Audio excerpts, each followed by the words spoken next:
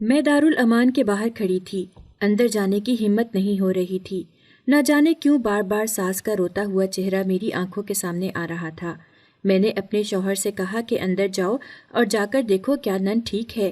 شوہر بھی گھبرایا ہوا تھا اور رو کر کہنے لگا کہ اس وقت میری قسمت ہی خراب تھی جو میں تمہاری باتوں میں آ کر اپنی اپاہج بہن کو یہاں چھوڑ گیا۔ مجھے اس کو یہاں پر چھوڑ کر نہیں جانا چاہیے تھا۔ نہ جانے وہ کس حال میں ہوگی اور اب اس کے ساتھ کیا ہو رہا ہوگا۔ وہ اپنی آنکھیں صاف کرتا ہوا دارالامان کے اندر چلا گیا۔ مجبوراً مجھے بھی اس کے ساتھ اندر جانا پڑا۔ کاؤنٹر پر بیٹھے شخص کے پاس گئے تو اپنی نن کے بارے میں دریافت کرنے لگے۔ پہلے تو وہ حیرت سے ہمیں دیکھنے لگا اور پھر کہنے لگا کہ تم لوگ کون ہو؟ میں نے تو پہلے کبھی تم لوگوں کو اس سے ملتے آتے نہیں دیکھا۔ وہ تو یہاں اکیلی رہتی تھی، اس کے تو آگے پیچھے کوئی نہیں تھا۔ میں اور میرا شوہر شرمندگی کے مارے ایک دوسرے سے نظریں چرانے لگے۔ میں نے کاؤنٹر پر بیٹھے شخص سے کہا کہ وہ میری نند ہے۔ تبھی وہ طنزیہ ہنسنے لگا اور کہنے لگا اسی لیے تو یہاں پر ہے۔ بہرحال میں آپ لوگوں کو بتا دوں کہ وہ اب اس دنیا میں نہیں رہی۔ ہم لوگوں نے کل ہی اس کو دفنا دیا ہے۔ ہاں البتہ میں آپ لوگوں کو اس کی قبر کا بتا دیتا ہوں۔ آپ لوگ اس کی قبر پر جا کر اس سے مل سکتے ہیں۔ دنیا میں تو آپ لوگوں نے اس کی قدر نہ کی، اب مرنے کے بعد کیا ہی کر لیں گے۔ اس کاؤنٹر پر بیٹھے شخص کی بات سن کر میرے کان سائیں سائیں کرنے لگے۔ مجھے سمجھ نہیں آ رہا تھا کہ کیا واقعی میری نند اس دنیا سے جا چکی تھی یا جو میں سن رہی ہوں وہ صرف ایک دھوکہ ہے، ایک فریب ہے۔ میں نے کانپتی ہوئی آواز سے کاؤنٹر پر بیٹھے شخص سے کہا کیا تم جھوٹ بول رہے ہو؟ ایسا نہیں ہو سکتا۔ وہ کیسے دنیا سے جا سکتی ہے؟ نہیں، وہ نہیں جا سکتی۔ مجھے ایسے لگ رہا تھا جیسے میرا دماغی توازن خراب ہو رہا ہے۔ میرے پیروں تلے زمین نکلتی ہوئی محسوس ہو رہی تھی۔ مجھے تو سمجھ نہیں آ رہی تھی کہ میں کیا کروں، کس طرح اس بات کو بھلاؤں۔ میری آنکھوں سے آنسو بہہ رہے تھے۔ میرا پورا وجود کانپ رہا تھا کہ مجھے مجبوراً اپنے شوہر کا ہاتھ تھامنا پڑا۔ میرا شوہر بھی رو رہا تھا۔ ہم دونوں دارالامان سے باہر نکل آئے تو میرا شوہر کہنے لگا خوش ہو، اب تمہارے سر سے تو بلا ٹل گئی۔ جو تمہیں کبھی کبھی یہاں پر ملنے آنا پڑتا تھا وہ بھی نہیں آنا پڑے گا۔ میرے دل میں عجیب خیالات آ رہے تھے۔ تبھی اچانک میری نظروں کے سامنے میری بیٹی آ گئی۔ میرا تو جیسے رنگ روپ ہی اڑ گیا تھا۔ اپنی ساس کی کہے باتیں اور اس کی دی گئی بددعا میرے دماغ میں چل رہی تھی۔ میں دل ہی دل میں اللہ سے معافی مانگ رہی تھی، مگر اب جو کیا تھا وہ بھگتنا تو تھا ہی۔ بھلا مجھے کس طرح اس سب کی معافی مل سکتی تھی جو میں اپنی نند کے ساتھ کر بیٹھی تھی۔ اب مجھے احساس ہو رہا تھا کہ انسان کتنا خود غرض ہے، اپنے آرام اور سکون کے لیے کسی کی زندگی کی پرواہ بھی نہیں کرتا۔ کاش اس وقت میں نے اپنی نند کی خدمت کر لی ہوتی تو آج مجھے اتنی شرمندگی نہ ہو رہی ہوتی، خود پر افسوس نہ ہو رہا ہوتا۔ میں گھر پر گئی تو میری بیٹی کے رونے کی آواز مجھے سنائی دی تھی۔ میں خود بھی پریشان تھی، اس لیے اپنے شوہر کی طرف دیکھنے لگی۔ میں اور میرا شوہر جلدی سے گھر کے اندر بھاگے، تبھی میری بیٹی کی ٹانگوں پر شیشے کا ٹیبل گرا ہوا تھا۔ اس کو دیکھ کر تو میری چیخیں ہی نکل گئیں۔ میں جلدی سے وہاں پر پہنچی، تب تک سامنے کا ماحول دیکھ کر میرے پیروں تلے زمین نکل گئی۔ مجھے ایسے لگا میرے سر پر آسمان ٹوٹ پڑا تھا، کیونکہ میری بیٹی کی دونوں ٹانگیں اس کے دھڑ سے الگ ہو چکی تھیں۔ یہ سب دیکھ کر تو میرے رونگٹے کھڑے ہو گئے تھے۔ میں چیختے چلاتی اپنی بیٹی کے پاس گئی اور جلدی سے اس کو ٹیبل کے نیچے سے نکالا۔ میرے شوہر تو دور کھڑے ابھی بھی ہمیں دیکھ رہے تھے۔ ایسا لگ رہا تھا جیسے وہ اپنے ہوش میں ہی نہیں ہے۔ اچانک سے پیچھے کچھ گرنے کی آواز آئی تو میں نے جیسے ہی پیچھے مڑ کر دیکھا میرے شوہر زمین پر گرے ہوئے تھے۔ ان کی آنکھیں بند تھیں۔ مجھے سمجھ نہیں آ رہی تھی کہ اچانک سے یہ مجھ پر کیا طوفان آن پڑا ہے۔ میں اپنی بیٹی کو اٹھائے جلدی سے اپنے شوہر کے پاس بھاگی اور شوہر کو بلانے لگی، مگر شوہر تو اٹھنے کا نام نہیں لے رہا تھا۔ جلدی سے اپنی پڑوسن کے گھر گئی اور اپنی پڑوسن سے کہا کہ جلدی میرے گھر آؤ، میرے اوپر تو قیامت گزر پڑی ہے۔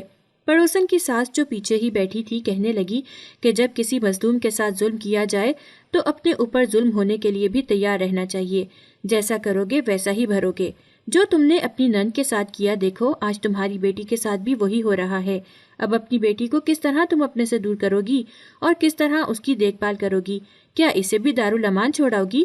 کیونکہ تم میں تو اتنی ہمت نہیں ہے کہ تم کسی کی خدمت کر سکو اور نیکی پا سکو۔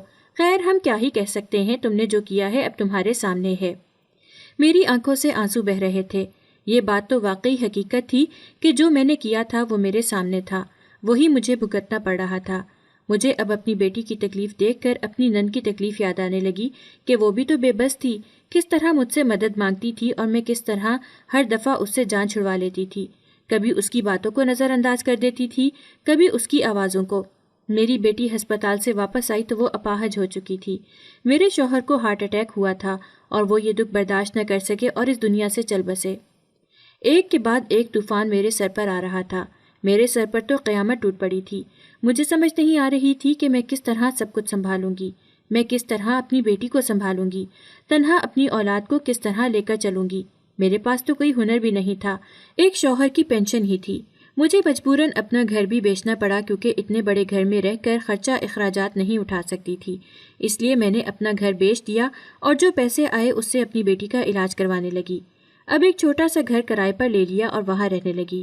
بیٹی کا علاج اتنا مہنگا تھا کہ کرائے کے لیے پیسے نکالنا میرے لیے مشکل ہو جاتا تھا۔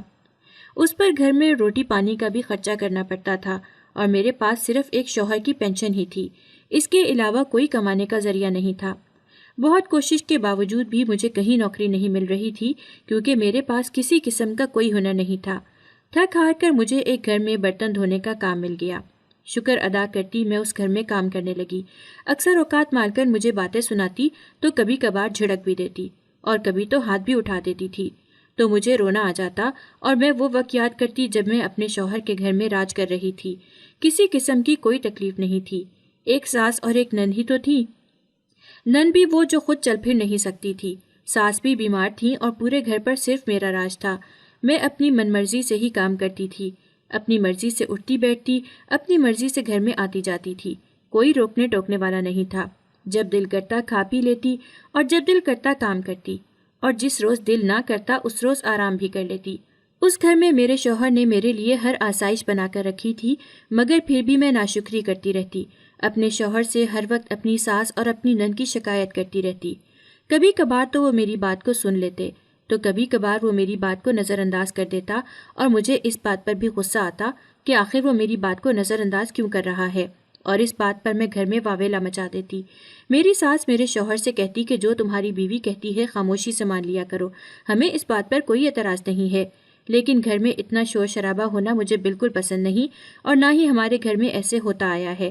تمہارے ابا کو عورتوں کی اونچی آواز پسند نہیں تھی اور تمہاری بیوی تو پورے محلے کو بتاتی ہے کہ ہمارے گھر میں لڑائی ہو رہی ہے۔ میرا شوہر مجھے آ کر اگر روکتا ٹوکتا تو میں اس سے صاف الفاظ میں کہہ دیتی کہ اگر مجھے رکھنا ہے تو مجھ پر اپنی ماں کی پابندیاں مت لگایا کرو، میں تمہاری ماں کی غلام نہیں ہوں جو اس کی ہر بات مانوں۔ میرا شوہر خاموش ہو جاتا۔ میرا شوہر ایک اچھا انسان تھا مگر میں نے اسے برا بنا دیا تھا کیونکہ میں نہیں چاہتی تھی کہ میری ساس اور میری نند گھر پر رہیں۔ وہ بیٹھی ہوئی بھی مجھے دکھتی تھیں۔ میرا دل چاہتا تھا کہ وہ کہیں چلی جائیں اور کبھی واپس نہ آئیں، مجھے ان کا چہرہ بھی دکھائی نہ دے۔ عرفان میرا خالہ زاد کزن تھا۔ خالہ نے میری بہت چاہت سے شادی کی تھی۔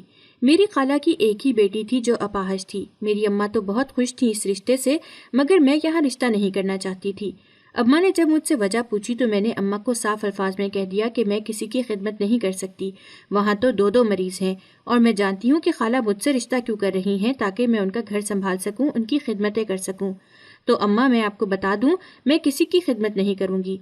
اماں کہنے لگیں کہ کھاتی پیتی موت کو چھڑا مت مارو، وہ اتنا اچھا لڑکا ہے، تمہارا دیکھا بالا ہے، امیر خاندان سے ہے، اکلوتا وارث ہے۔ رہی بات تمہاری خالہ اور نند کی تو بیٹا یاد رکھنا کہ جب کسی کی خدمت کرو گے تو ہی تمہاری کوئی خدمت کرے گا۔ کل کو تم نے بھی اپنے بچے بیاہنے ہیں، کل کو تمہارے بچوں کی بیویاں تمہاری خدمت نہ کریں گی تو تمہیں کیسا محسوس ہوگا؟ کیا تمہیں اچھا لگے گا کہ تمہاری خدمت نہیں کرتی؟ میں اماں کی بات کو نظر انداز کر دیتی۔ بہرحال اماں نے بہت بہلانے پھسلانے کے بعد مجھے اس رشتے کے لیے راضی کر ہی لیا۔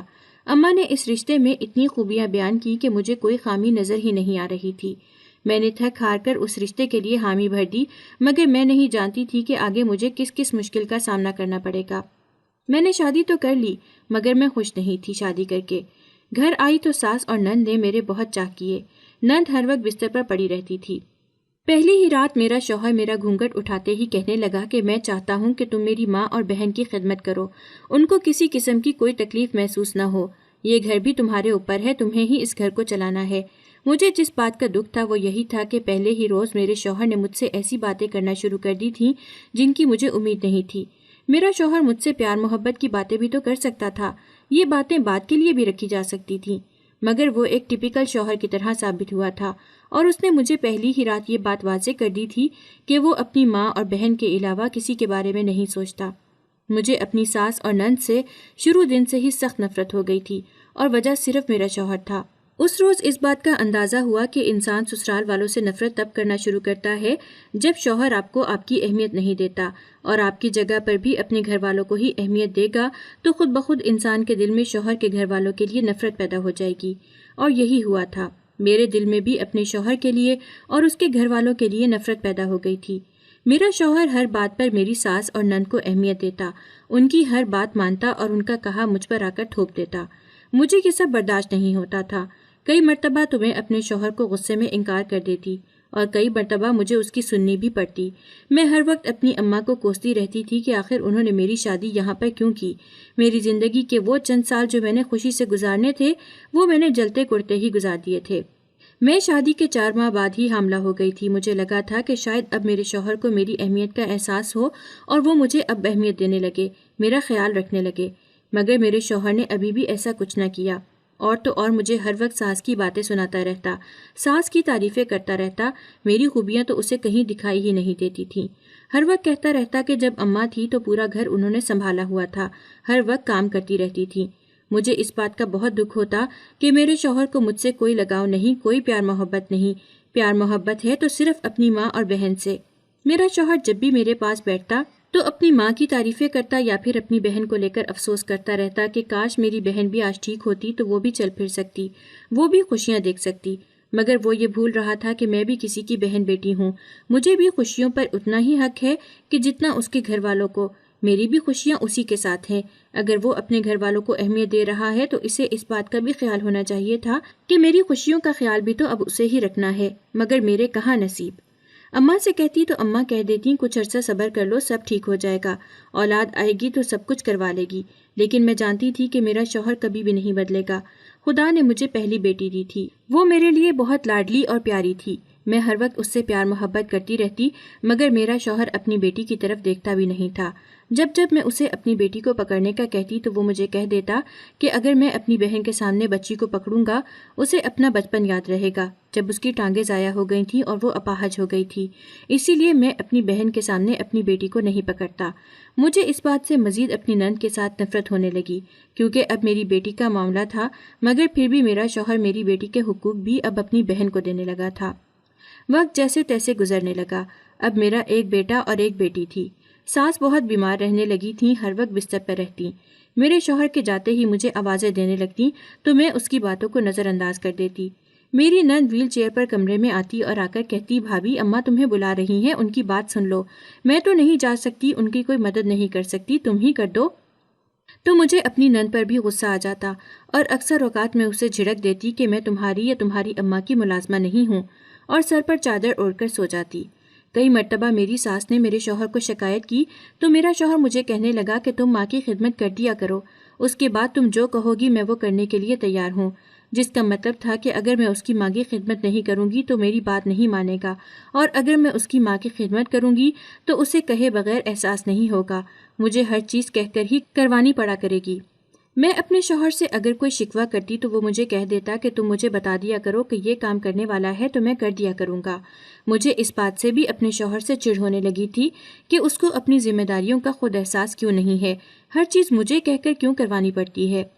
وقت ایسے ہی گزرتا گیا، میری ساس دن بدن بیمار ہوتی جا رہی تھی، میرا شوہر ہر وقت اس دن کی فکر میں لگا رہتا، اکثر اوقات تو ان کے ساتھ ہی ان کے کمرے میں سو جاتا، اور میری ساس ایک مرتبہ بھی اس کو یہ نہ کہتی کہ اپنی بیوی کو بھی وقت دیا کرو، وہ ہر وقت اپنے پلو کے ساتھ اپنے بیٹے کو باندھ کر رکھنا چاہتی تھی، ایسا مجھے لگتا تھا۔ میں جب اپنی ساس سے شکوہ کرتی تو کہہ دیتی کہ بیٹا وہ تمہارا ہی ہے، میں تو بس بیمار ہوں، چند دنوں کی مہمان ہوں، اگر میرا بیٹا میرے پاس کچھ وقت گزار لیتا ہے تو اسے ٹوکا مت کرو۔ میں اپنی ساس کو کہتی کہ ساری زندگی انہوں نے آپ کے ساتھ ہی وقت گزارا ہے، اب تو کم از کم ان کو چھوڑ دیں، اب تو میرے لیے ان کو رہنے دیں، پہلے ہی وہ میری کوئی فکر نہیں کرتا، اوپر سے آپ نے بھی ان کو اپنے ساتھ باندھ کر رکھا ہوا ہے، بیٹے کو گود سے اتارنا سیکھ لیں۔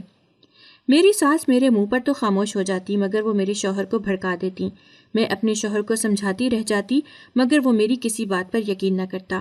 آہستہ آہستہ یہ نفرت اس قدر بڑھ گئی کہ میں اب اپنی ساس اور اپنی نند کے مر جانے کی دعائیں کرتی رہتی تھی، یا یہ کہنا بہتر ہوگا کہ میں ان کو ہر وقت بددعائیں دیتی رہتی، اپنے بچوں کو ان کے پاس بھی نہ جانے دیتی تھی، اپنے بچوں کے دماغ میں اپنی ساس اور نند کے بارے میں برا بھلا بھرتی رہتی، میں نفرت میں اس قدر آگے بڑھ گئی تھی کہ میں یہ تک بھول گئی تھی کہ میں اپنے بچوں کا مستقبل خراب کر رہی ہوں، ان کا ذہن خراب کر رہی ہوں۔ کل کو وہ بھی یہی سب سوچا کریں گے۔ میرا تو مقصد ہی یہ تھا کہ میں اپنی اولاد کے دماغ میں ان کے ددیال کو لے کر برائیاں بھر دوں۔ وقت ایسے ہی گزرتا جا رہا تھا اور ایک روز میری ساس مجھے آوازیں دیتی دیتی اس دنیا سے چل بسی، اور مجھے اپنی ساس کے گزر جانے کا رتی برابر بھی افسوس نہیں تھا۔ میں تو شکر ادا کر رہی تھی کہ میری ساس اس دنیا سے چلی گئی ہے، مگر میرے شوہر اور نند کا رو رو کر برا حال تھا، مگر مجھے کسی چیز کی پرواہ نہیں تھی۔ میں اپنے بچوں میں مگن رہتی۔ میرا شوہر اب مجھ سے دور بھی ہو گیا تھا، مگر پھر بھی مجھے کوئی فرق نہیں پڑتا تھا۔ میرے سر سے جیسے کوئی بلا ہی ٹل گئی تھی۔ اب صرف ایک ہی بلا میرے سر پر باقی تھی، اور وہ تھی میری نند۔ میری ساس آخری وقتوں میں میرے شوہر سے بہت سی نصیحتیں کر کے گئی، اور نہ جانے میرے بارے میں کیا کیا برائیاں کر کے گئی۔ ساس مرتے وقت شوہر کو کہہ گئی کہ اپنی بیمار بہن کا خیال رکھنا۔ میری نند اپاہج تھی اور بستر پر پڑی تھی۔ اسے واش روم بھی جانا ہوتا تو مجھے پکارتی، مگر میں ہر وقت اس کی باتوں پر دھیان نہیں دیتی تھی۔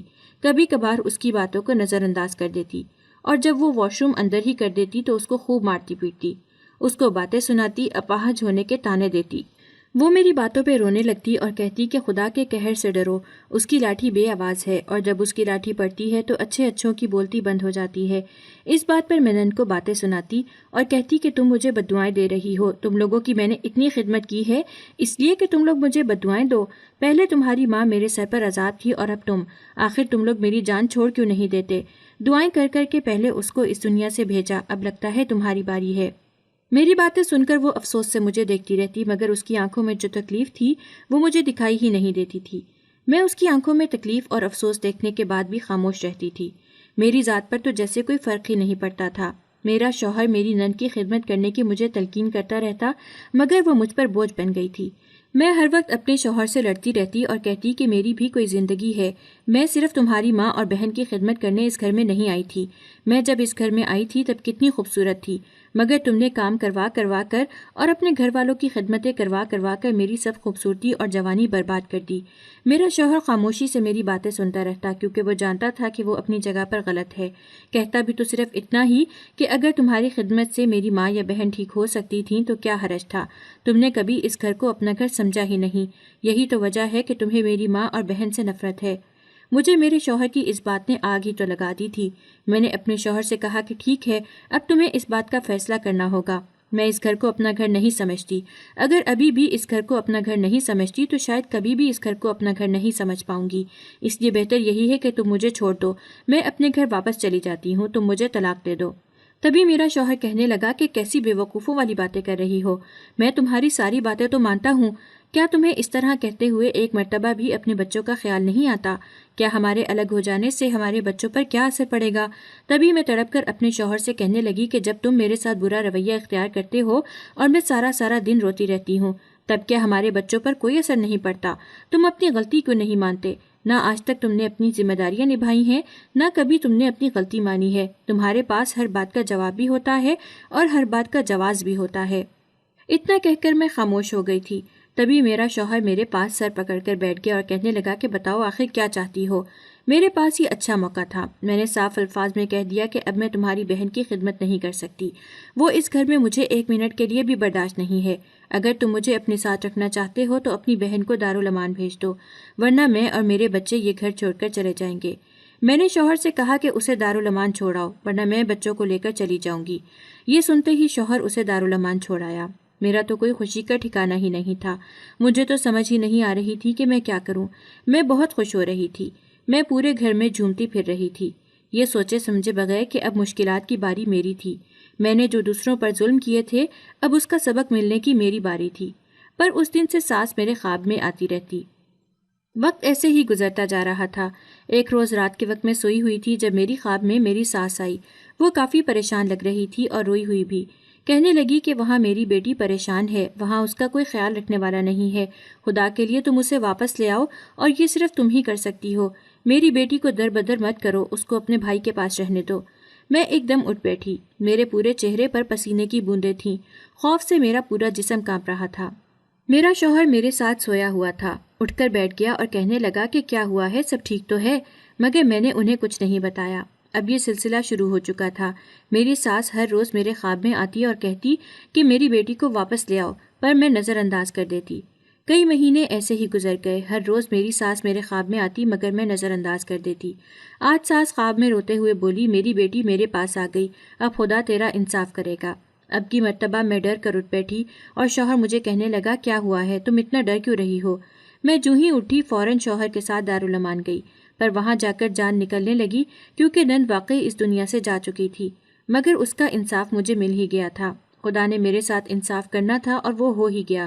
میں نے اپنی نند اور اپنی ساس کے ساتھ جو جو سلوک کیا سب میرے آگے آ رہا تھا۔ میرا شوہر اس دنیا سے جا چکا تھا، میری بیٹی اپاہج ہو چکی تھی اور ایک بیٹا ہی تھا۔ مجھے لوگوں کے گھروں میں کام کر کے اپنا پیٹ پالنا پڑ رہا تھا، اپنی بیٹی کا علاج کروانا پڑ رہا تھا، کبھی کبھار تو مجھے بھیک بھی مانگنی پڑ جاتی۔ حالات اور واقعات ایسے بدلے تھے کہ میں آسمان سے سیدھا زمین پر آ کر گری تھی۔ میری ماں نے مجھے اپنانے سے انکار کر دیا تھا۔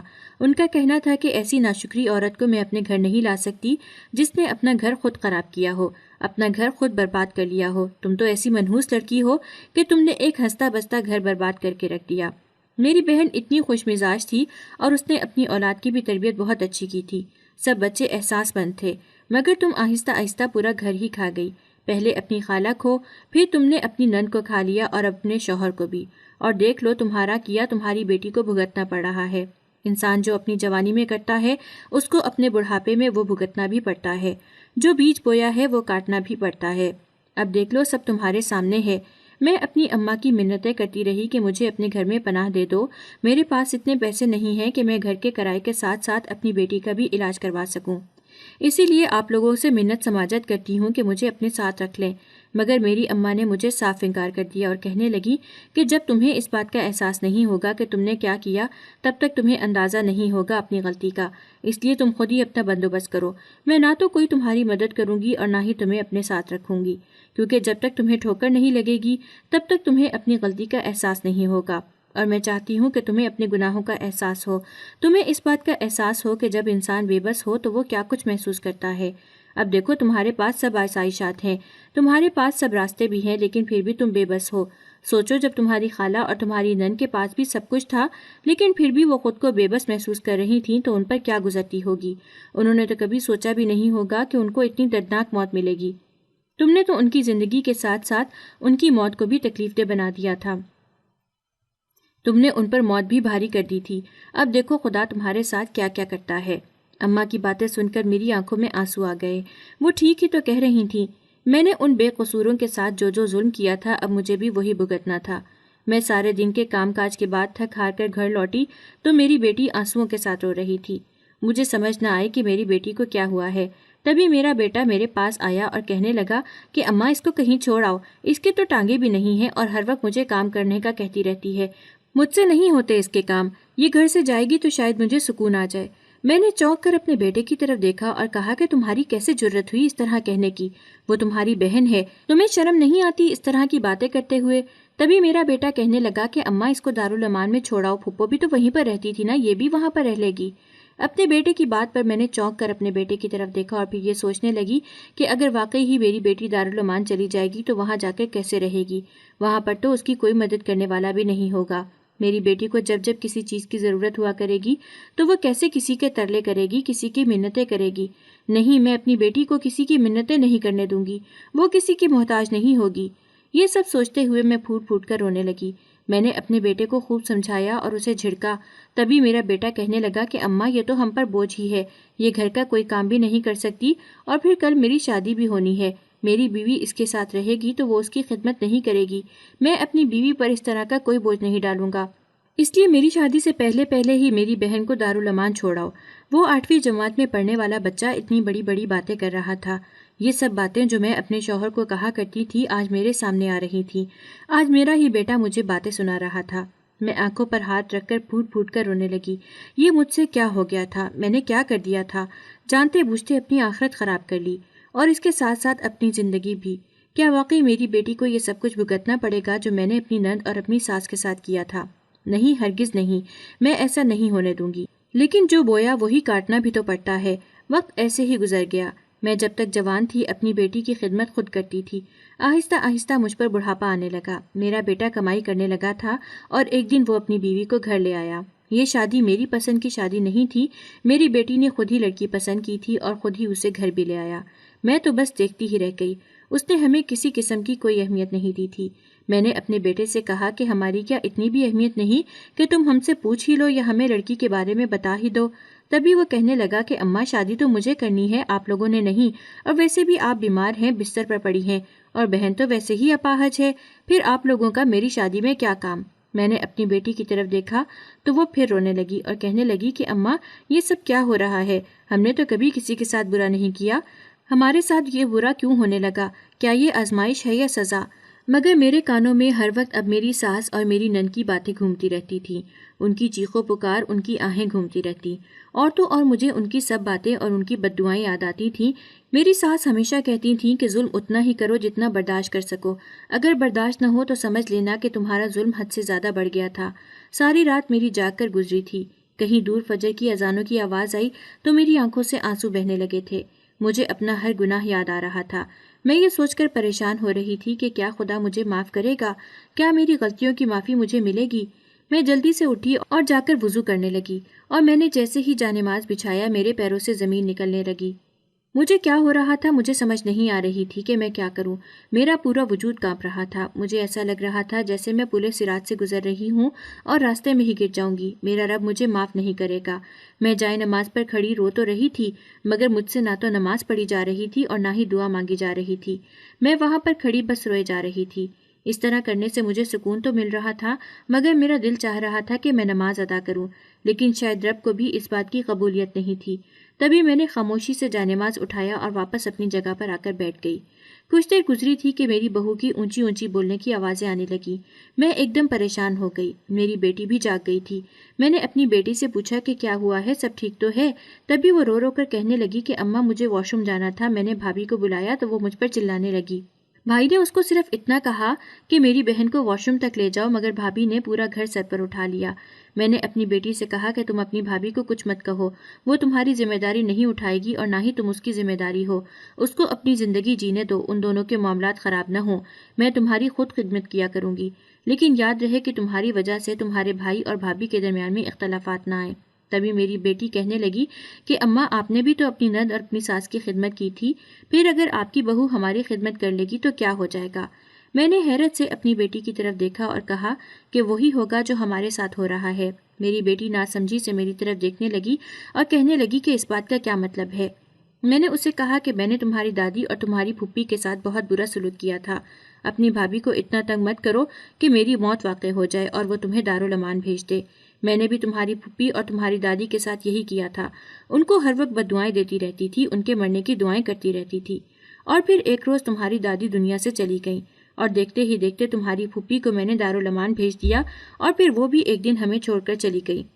مگر آج تک میں پچھتا رہی ہوں۔ تمہاری پھوپھی بھی تمہاری طرح اپاہج تھی، وہ بھی مجھ سے اپنی خدمت کروانا چاہتی تھی، مگر میں ہمیشہ اس کو یا تو جھڑکتی رہتی یا اس کو نظر انداز کرتی رہتی، وہ بھی ایسے ہی روتی رہتی تھی۔ تمہارے ابا اور میں ہر وقت لڑتے رہتے، ہم دونوں میں لڑائی جھگڑا ہی ختم نہیں ہوتا تھا۔ اور پھر ایک روز تمہاری دادی اور تمہاری پھوپھی اس دنیا سے چلے گئے، مگر پھر بھی مجھے کہیں سکون نہیں ملتا تھا۔ ہر وقت ایک بے سکونی میرے اندر چھائی رہتی تھی، جبکہ مجھے تو خوش ہونا چاہیے تھا، لیکن میں نے تمہاری پھوپھی اور دادی کے ساتھ بہت زیادتی کی تھی، ان کو ہمیشہ غلط سمجھتی تھی، جبکہ تمہارے باپ نے مجھے ہر طرح کی آسائش دی ہوئی تھی اور اس کے بدلے میں صرف اپنی بہن اور ماں کی خدمت چاہتا تھا، مگر میں نے نہ تو خود ان کی خدمت کی اور اس کے ساتھ ساتھ تمہاری دادی اور تمہاری پھوپھی کو تمہارے ابا سے بھی دور کر دیا۔ تمہارے ابا یہ غم برداشت نہ کر سکے اور اس دنیا سے چل بسے۔ تمہاری دادی ہمیشہ مجھے ایک بات کہا کرتی تھی کہ تکلیف اتنی ہی دینی چاہیے جتنی خود برداشت ہو سکے۔ کسی کی خاموش آہیں انسان کو لگ جائیں تو انسان آسمان سے زمین پر آ جاتا ہے، اور پھر میں واقعی آسمان سے زمین پر آ گئی۔ تمہارے ابا نے مجھے گھر میں ہر آسائش دی تھی اور ہر طرح کی سہولت موجود تھی، میں گھر پر راج کر سکتی تھی، مگر میں نے اپنا گھر خود ہی کھا لیا، اپنی خوشیوں کی خود ہی قاتل بن گئی، اپنی خوشیوں کو خود ہی کھا گئی، اور پھر وقت نے مجھے ایسے راستے پر لا کر کھڑا کر دیا جہاں پر مجھ سے ہر خوشی چھین لی گئی۔ پہلے تمہارے ابا کی موت، پھر تمہارا یہ حادثہ، پھر مجھے اپنا گھر بیچنا پڑا۔ میری اماں نے مجھے اپنے پاس رکھنے سے انکار کر دیا۔ ہر طرف بے بسی ہی بے بسی تھی، کہیں کوئی راستہ دکھائی ہی نہیں دیتا تھا، اور یہ سب کچھ صرف میرے کیے کی سزا مجھے مل رہی تھی۔ تالی کبھی ایک ہاتھ سے نہیں بچتی۔ اگر تمہارے ابا اور دادی کا قصور تھا تو قصور میرا بھی تھا۔ اگر میں چاہتی تو میں اپنے شوہر کے لیے سب کچھ برداشت کر کے آج اپنی زندگی آسان بنا سکتی تھی، مگر میں نے ہر بات پر ضد لگا کر اپنی آخرت کو تباہ کر لیا۔ نہ صرف اپنی آخرت کو بلکہ اپنی زندگی بھی میں نے تباہ کر لی۔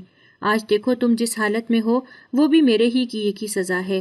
مجھے میری اماں اور تمہارے ابا ہر وقت سمجھاتے رہتے تھے، مگر مجھے کبھی سمجھ نہیں آتی تھی، اور آج دیکھو مجھ میں اتنی ہمت بھی نہیں ہے کہ میں رب کے سامنے معافی مانگ سکوں۔ مجھے اس کے سامنے کھڑے ہونے سے بھی شرم آتی ہے۔ مجھے ایسا لگتا ہے کہ میں وہاں سے بھی دھتکار دی جاؤں گی، مجھے وہاں پر بھی جگہ نہیں ملے گی، رب مجھے وہاں سے بھی نکال دے گا۔ یہی اگر میں نے اپنی جوانی میں اچھے کام کیے ہوتے تو آج میرا بڑھاپا پرسکون ہوتا، آج جو میں چاہتی ویسا ہی ہو رہا ہوتا، میرا بیٹا میرا تابع دار ہوتا، میری بہو میری خدمت گزار ہوتی، تم اپنے گھر میں خوش ہوتی اور میں اپنے شوہر کے ساتھ اچھی زندگی گزار رہی ہوتی۔ لیکن دیکھو آج میری زندگی کس طرح کی ہے۔ یہ بات تو حقیقت ہے کہ انسان جو بوتا ہے اسے کاٹنا بھی وہی ہوتا ہے۔ بس اب میں یہی چاہتی ہوں کہ میری ساری سزا دنیا میں ہی مجھے مل جائے، تاکہ کم از کم میری آخرت سنور جائے، مجھے آخرت میں اپنے رب کے سامنے شرمندگی نہ اٹھانی پڑے، میں وہاں اپنا سر اٹھا کر رب کے سامنے حاضر ہوں۔ میں مسلسل رو رہی تھی، مجھے اندازہ نہیں تھا کہ میرا بیٹا اور میری بہو بھی پیچھے کھڑے ہیں اور سب کچھ سن رہے ہیں۔ تبھی میرا بیٹا آ گیا اور آ کر کہنے لگا کہ آپ نے جو کیا وہ اچھا نہیں کیا، آپ کی وجہ سے میرے ابا اس دنیا سے چلے گئے اور میں چھوٹی سی عمر میں یتیم ہو گیا، مجھے وہ سب کچھ برداشت کرنا پڑا جو اگر ابا ہوتے تو مجھے برداشت نہ کرنا پڑتا۔ آپ صرف ابا کی نہیں بلکہ میری بھی گناہ گار ہیں۔ آپ جانتی ہیں کہ کتنا برا محسوس ہوتا تھا جب کم تعلیمی کی وجہ سے مجھے کوئی بھی اپنے پاس نوکری پر نہیں رکھتا تھا۔ میرا دل چاہتا تھا کہ میں بھی ابا کے پاس چلا جاؤں، ہر وقت ہر ایک سے مجھے تانے سننے کو ملتے تھے۔ خیر آپ کیا سمجھیں گی، آپ تو اب خوش ہوں گی نا، بلکہ آپ کو تو خوش ہونا چاہیے۔ بہرحال میں آپ کو یہاں پر یہ بتانا چاہتا ہوں کہ میری بیوی آپ لوگوں کے ساتھ نہیں رہنا چاہتی، وہ خوش نہیں ہے۔ میں آپ لوگوں کی وجہ سے اپنا گھر تباہ نہیں کر سکتا، اپنی ازدواجی زندگی میں کسی قسم کی کوئی بدمزگی نہیں لانا چاہتا، اور تو اور میں اپنی زندگی کو آپ کی زندگی جیسا نہیں بنانا چاہتا۔ کل کو میری بیوی بھی میرے مرنے کی دعائیں کرے گی اور پھر ایک روز میں بھی آپ کی طرح اپنے گناہوں پر شرمندہ ہو رہا ہوں گا۔ اس لیے میں اور میری بیوی یہ گھر چھوڑ کر جا رہے ہیں۔ آپ اس گھر میں رہیں، میں آپ کو اس گھر سے نہیں نکال رہا، مگر اب میں مزید اس گھر میں نہیں رہ سکتا۔ اتنا کہہ کر میرا بیٹا جانے لگا تھا کہ میں اس کے پیروں میں بیٹھ گئی اور روتے ہوئے اس کی منتیں کرنے لگی کہ خدا کے لیے مجھے چھوڑ کر مت جاؤ، مگر اس نے میری ایک نہ سنی اور مجھے چھوڑ کر چلا گیا۔ اس وقت اندازہ ہوا کہ میں بھی کس طرح اپنے شوہر کو اس کی ماں سے دور کرنا چاہتی تھی۔ وہ تو پہلے ہی اس دنیا سے چلی گئی، اگر میں اس کے بیٹے کو اس سے دور کر دیتی تو اس کی ماں کو بھی اتنی ہی تکلیف ہوتی جتنی مجھے ہو رہی تھی۔ میرا بس نہیں چل رہا تھا کہ میں اپنے بیٹے کو واپس لے آؤں اور اس کو اپنے پاس رکھوں۔ میرا دل چاہ رہا تھا کہ میں اپنے بیٹے کی بیوی کو اس گھر سے نکال دوں، لیکن ابھی شاید میرا امتحان اور باقی تھا، شاید ابھی مجھے اور مزید برداشت کرنا تھا۔ وقت کے ساتھ ساتھ میرے حالات ابھی مزید خراب ہونے تھے، مجھے ابھی اور غم بھی دیکھنے تھے۔ میں اپنے بیٹے کو روکنے کے لیے دروازے تک گئی تھی جب پیچھے سے اچانک سے میری بیٹی کے چیخنے کی آوازیں آنے لگیں۔ میں الٹے قدموں واپس کمرے کی طرف بھاگی تو میری بیٹی زمین پر گری ہوئی تھی، اس کے منہ سے جھاگ نکل رہی تھی۔ میں نے اپنے بیٹے کو فوری طور پر بلایا تو وہ بھی بھاگتا ہوا آیا اور بیٹی کو ہسپتال لے گیا۔ یہاں یہ پتہ چلا کہ میری بیٹی اس دنیا سے جا چکی ہے۔ میری بیٹی کے دماغ کی نس پھٹ گئی تھی، اس لیے اس کی موت واقع ہو گئی۔ وقت تو جیسے تیسے گزر رہا تھا، اب میں بالکل تنہا رہ گئی تھی۔ میں نے اپنے بیٹے سے بہت کہا کہ مجھے اکیلا چھوڑ کر مت جاؤ، مگر اس نے میری ایک نہ سنی اور کہنے لگا کہ نہیں اماں، میں تمہارے لیے اب اپنی بیوی کو نہیں چھوڑ سکتا، وہ میری محبت ہے، میرے گھر کی ذمہ داری ہے، اسی لیے مجھے معاف کر دو، میں تمہارا ساتھ نہیں دے سکتا۔ میں نے اپنے بیٹے کو بہت کہا کہ میں اکیلی رہ جاؤں گی، میں تنہا کیا کروں گی، مگر میرے بیٹے نے میری ایک نہ سنی اور اپنی بیوی کو لے کر چلا گیا۔ پورے گھر میں اکیلی تنے تنہا دیواروں کو دیکھتی رہ جاتی اور آنسو بہاتی رہتی، اپنے گناہوں کی معافی مانگتی رہتی، رو رو کر اور غم برداشت کر کر کے مجھے فالج کا اٹیک ہو گیا اور میں بستر پر آ گئی۔ میری پڑوسن کبھی کبھار میری خدمت کرنے آ جاتی، مگر بیٹے نے دوبارہ کبھی مڑ کر نہیں دیکھا تھا، اور اگر کبھی آ بھی جاتا تو یہ کہہ کر واپس چلا جاتا کہ جو کیا ہے وہ بھگت رہی ہیں۔ میں اپنی بیوی کو آپ کی خدمت میں نہیں لگا سکتا، میں نے اس کو خدمت کروانے کے لیے نہیں لایا، بلکہ اس کو سکون اور خوشیاں دینے کے لیے لایا ہوں۔ جتنا خوشیوں پر آپ کا حق تھا اتنا ہی خوشیوں پر اس کا بھی حق ہے، اسی لیے میں وہ نہیں کروں گا جو میرے ابا نے کیا۔ نہیں تو کل میری اور اس کی زندگی بھی ایسے ہی گزرے گی جیسے آپ کی گزر رہی ہے۔ آج تک میں فالج کی وجہ سے ٹھیک سے چل پھر نہیں سکتی۔ میری پڑوسن نے میری بہت خدمت کی جس وجہ سے میں کچھ بہتر ہو گئی، مگر آج بھی میں لوگوں کی محتاج تھی۔ میں اپنے رب سے ہر وقت معافی مانگتی رہتی ہوں کہ وہ مجھے معاف کر دے، میرے گناہ کبیرہ و صغیرہ معاف کر دے تو شاید میری آخرت میں بخشش ہو جائے۔